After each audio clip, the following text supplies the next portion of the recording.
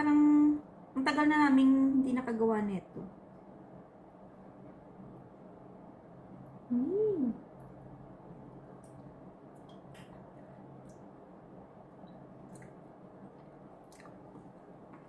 Sarap. Gagawa tayo mga ka-viewers ng kutsinta. Mimix lang natin ng sugar, tapioca flour, tsaka all-purpose flour. Tapos meron na akong water.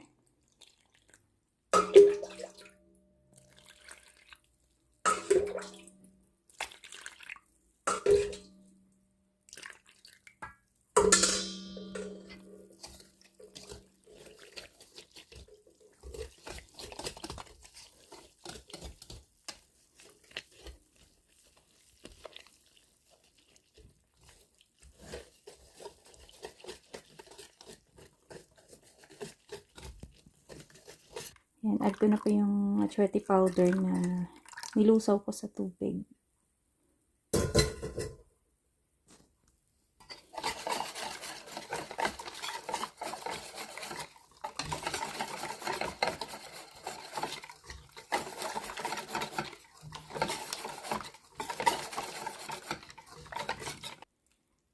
Ating lye water.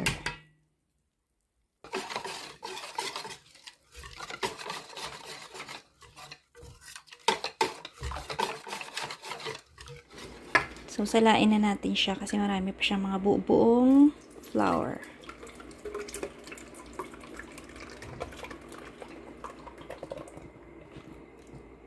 Yan, gawa tayo ng salted caramel.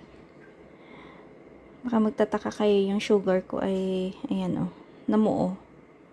Namuo siya sa container. Bali, malulusaw lang yan mamaya.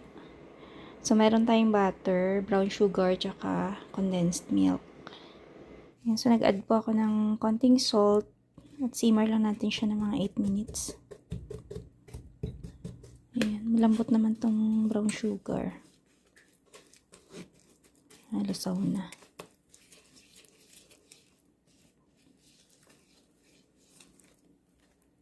Kasi instead na yema yung gagawin ko para dito sa kutsinta, ito na lang para mas mabilis.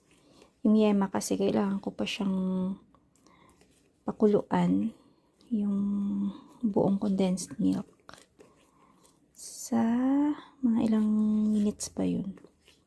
Minsan nasa 2 oras para masarap yung yema. So ito, salted caramel na lang. Diba? Ayan o. Dahan-dahan na siyang naging malapot.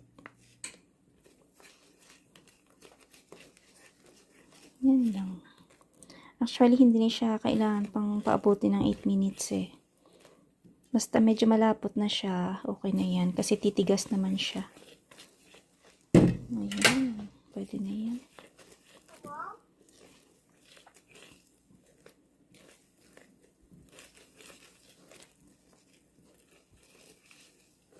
Okay, alisin na natin sa init. Ayan. Tapos lipat na lang natin sa container. Okay, madami na yan eh. Oh. Ayan. Lagyan na natin to kasi nakulo na yung ating tubig. Up, dandahan. Up! Sabi na dahan-dahan. Oh my gosh. Color K.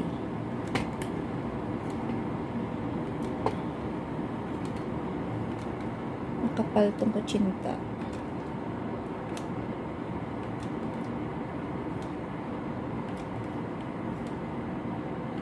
Unlike kasi yung puto, medyo malapot. Ito kasi matubig. Kaya ayan. Isang buhos, ubos. Bawasan natin to. Dami eh. Feel ko na lang yung dalawa. Yung cover lang natin, tsaka steam natin ng mga up to 30 minutes. Ayan. Waiting tayo sa ating kutsinta. So yung mga ka-viewers, ganda na ng panahon dito sa labas. Abangan na naman natin yung pagtubo ng mga perennial natin na plants. Ayan o. Sa sunod magliligpit na kami dyan sa likod. Check natin mga ka-viewers kung luto na yung ating kutsinta. Oh, luto na. Yan o, hindi na siya madikit. Okay.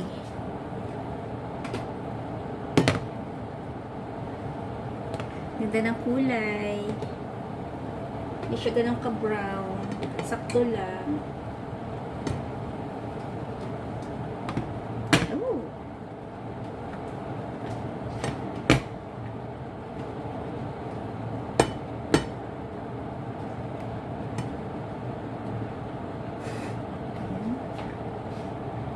Up. Ang ating second batch.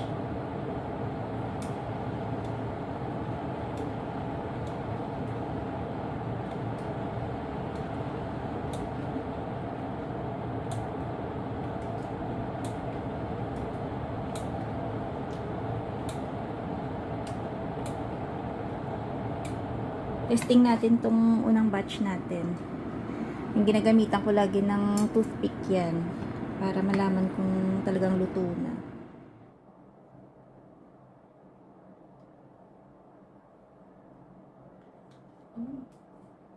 Mas masarap yung kutsinta pagka kinabukasan mo siya kainin. Kasi talagang yung nag-set na siya. Ayan. Nag-get. Oh. Tingnan nyo naman. Yan natin yung ating salted caramel. Konti lang ilagay ko kasi matamis.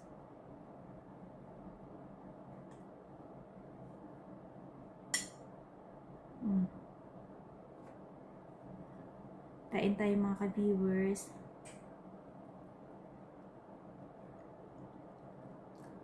Sarap. Masarap ng pinaka-yema niya kasi 'di ba salted. Tapos yung kutsinta naman medyo matamis ng konti. So nagko-complement yung medyo maalat na lasa ng salted caramel dito sa medyo saktuhan lang na tamis ng kutsinta.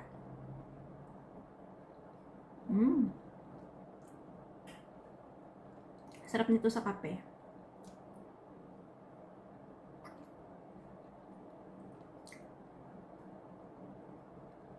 Ang kunat.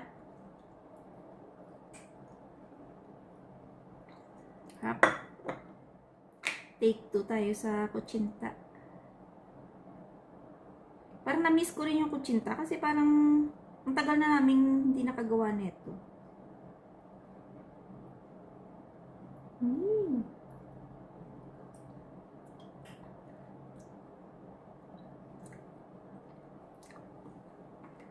Sarap. Happy Easter po pala sa lahat mga ka-viewers.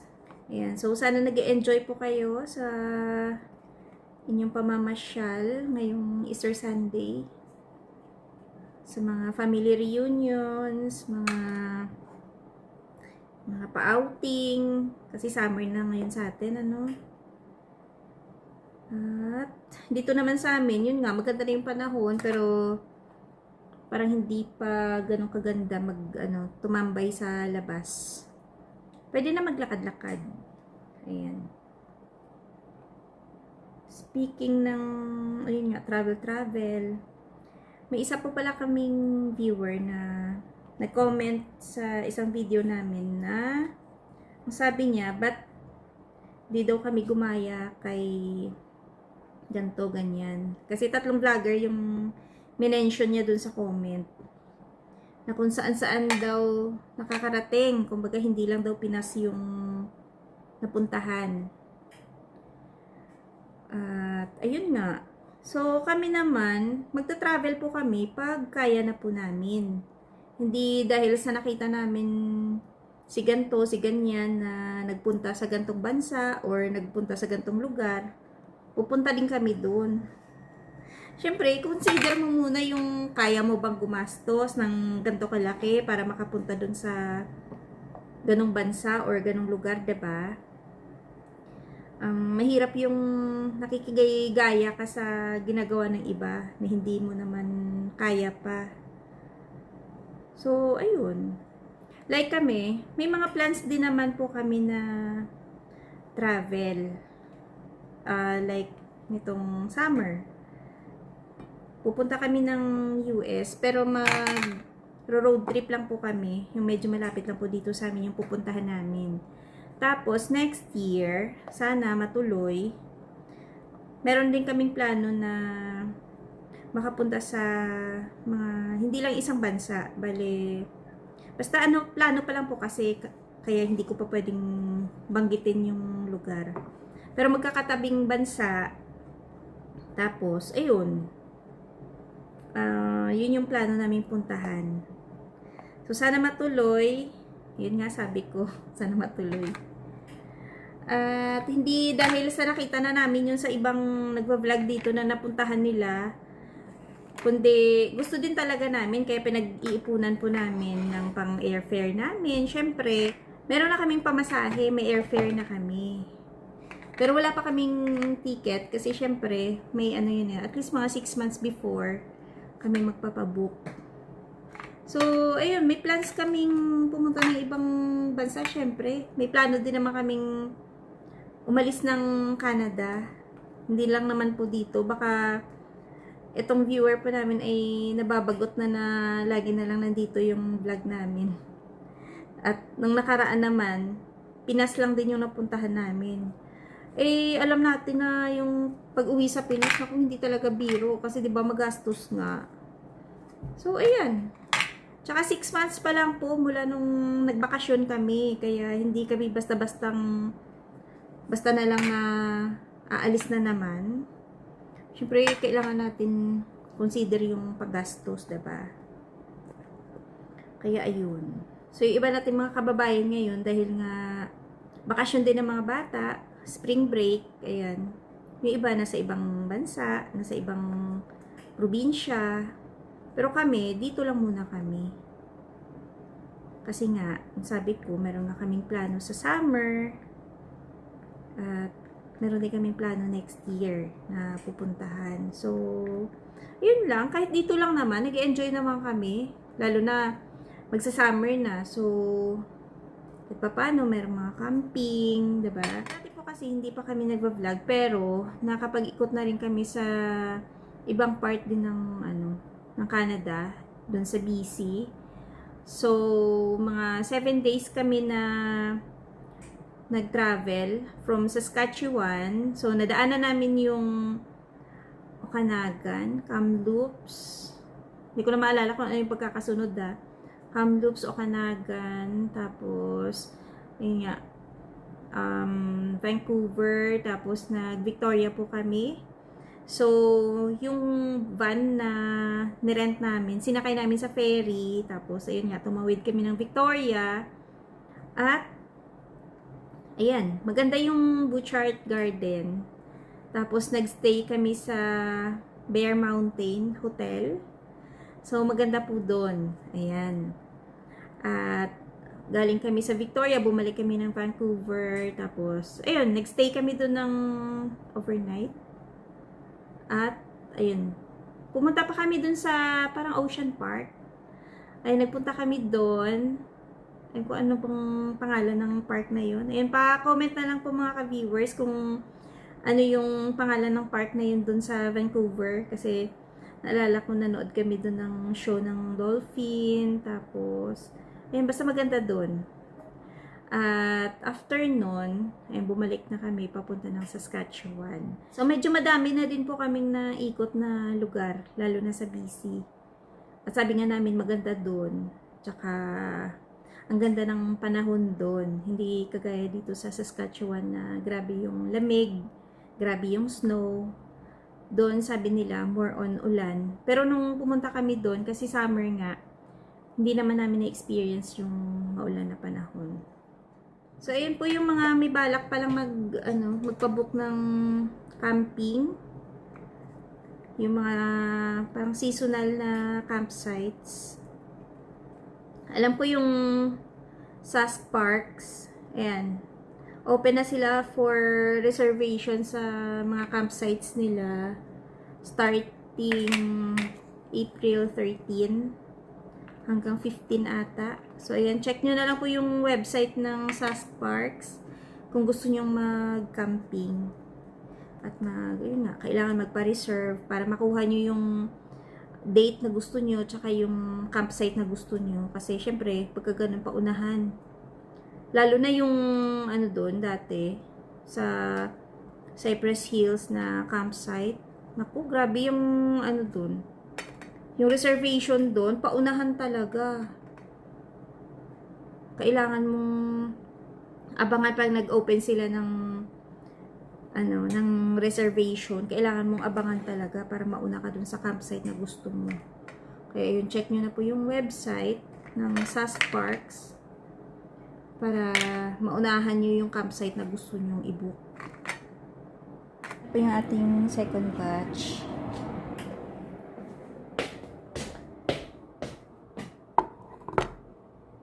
Ito na yung first batch. Ito na lang yung natira kasi masarap daw sabi ni Denise.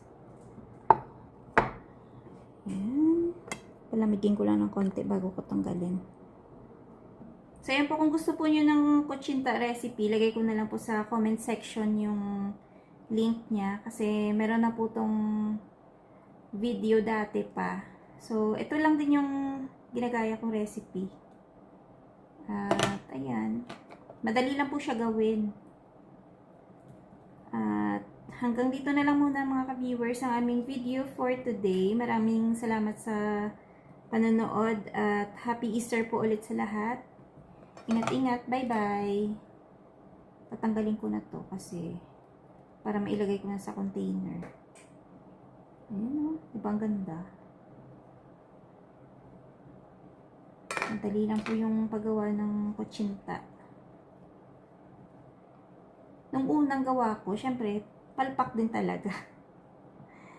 Pero kung tuloy-tuloy mo siyang gawin, ayan, matututo ka din naman. Kagaya sa mga paggawa ko ng mga tinapay, ganun din, nung una, parang mga bato. Pero, kalaunan, matututo ka din naman talaga.